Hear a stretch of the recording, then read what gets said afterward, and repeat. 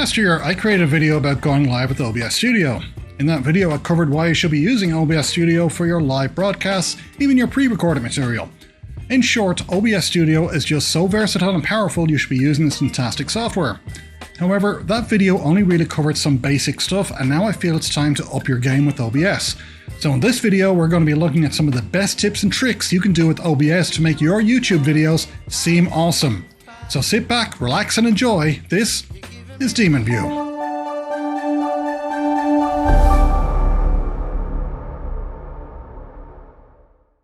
Hi there, welcome back to the channel. I appreciate you tuning in. And in this video, we're going to be looking at some of the things you can be doing with OBS Studio to improve your production game. Now, there's a bazillion and one different videos out there I've made on YouTube, and a lot of them are excellent. However, for the people who are new to YouTube, new to OBS, or have never used OBS Studio, these videos can be really confusing, especially when they start talking about scripting, HTML sources, OBS, WRTC, what?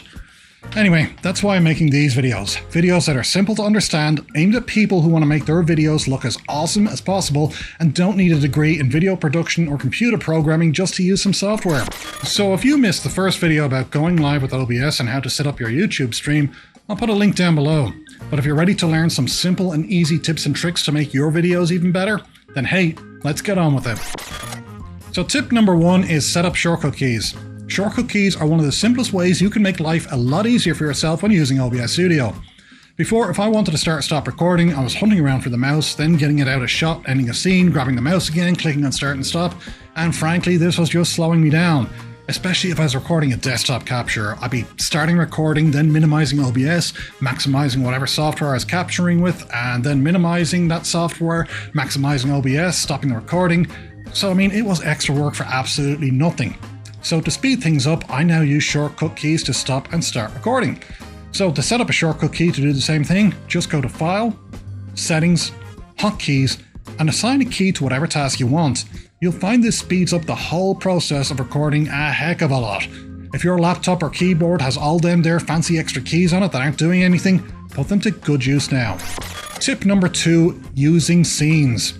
In the first video I created, I showed you the basics of setting up multiple webcams and desktop capture. This was absolutely great and all, but if you wanted to switch between them, then I'd have to be clicking and dragging different sources and the windows around, and that is not good in the middle of a live stream. So if you're using multiple cameras and microphones and you want to switch between all of them, there's an even faster way to do things, and that's called using scenes. A scene allows you to set up and configure your audio and video source the way you want them to be displayed to the viewer. I'll create a new scene and call it Product Demo. I'm going to have my product camera as the main camera filling up most of the screen. I'm going to have my presenter camera in the top left hand corner like this, and you can see my audio source is my Yeti microphone. So that is a scene that's all set up. A hugely faster way to improve things while speeding up your video production while being simple and easy to do. Tip number 3, adding a logo to your video. Now this one is actually quite easy, and if you have a branded channel, probably time you did this simple trick. For me, I have the DemonView logo, it's on a transparent background and saved as a PNG. Now, I can simply add this as a source in my videos, and there you go, my logo is now being displayed in the video. That's it. It's that simple. But you can save time in post-production if you don't want to have to add your logo then. If you're going live, you can have your logo displayed easily and quickly just doing this. In fact, why stop there? Create a website address or custom messages on a transparent background and display them during your video if you want viewers to, have their attention drawn to them. Tip number 4, Chroma Keying. Now, you may know this by some different names depending on how old you are, such as green screening or blue screen. The basics are pretty simple. You stand in front of a blank solid color background, usually something that's different than the color clothing you're wearing, and then you can remove that background. You see this every day on the news when the weather is being presented. There isn't a big TV or screen behind the weather presenter. All there is a big blank green wall. The green wall is removed and a weather graphic is placed behind them. However, you can also do this in OBS and it's pretty easy. All you need is a solid plain color background that doesn't match your clothing. And this is why usually bright green is chosen, as it doesn't match anyone's clothes really, and the only time it matches their clothes is once a year on St. Patrick's Day. So, simply stand in front of a green screen, then in OBS Studio, select your video source, click on Filters, add the Chroma Key effect, then select which color you want removed. In this case, it's the green screen. Then just add a background source. And the nice part about this is that for the background source, you can add a still picture, or you can add a previously recorded video, or you can add a feed from a different camera. So if you want to display the photo booth, for instance, and talk about the product on display, now you can do that. And this is really good for demonstrations or how-to videos. So for instance, if you're talking about car repair, you can have that video playing and explain to people exactly what you're doing. If you're creating a crafts or sewing video and you need to show detail in what you're doing, then this is another excellent way to do that. Green screens are relatively cheap and easy to pick up, and this gives you a lot of options when presenting your video. And let's face it, you can have a lot of cheap fun with it too. Whoa, gotta outrun that, yeah. And finally, tip number 5, using multiple audio tracks. Now this is really good for those of you who are using OBS Studio to record videos with multiple audio sources and plan to edit all of that in post. Now this could be a demonstration video or even an interview with multiple people. The main reason for using multiple audio tracks is to have the most control over the audio in post to prevent issues. Let's say you're doing an interview with 2 people.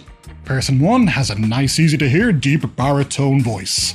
The other person has a soft, very quiet, harder to hear voice.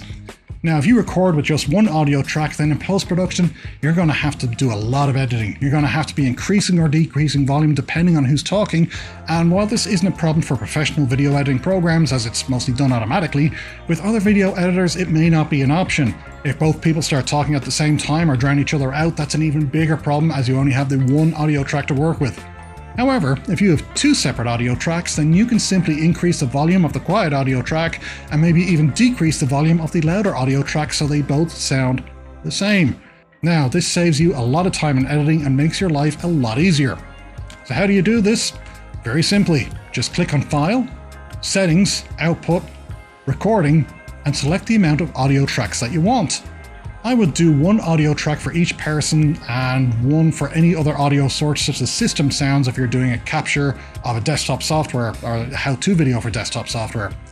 So now when you go to edit your video, you'll have a separate audio source for each microphone or sound source, and you can quickly adjust levels there with no need to keep, going back between them and editing.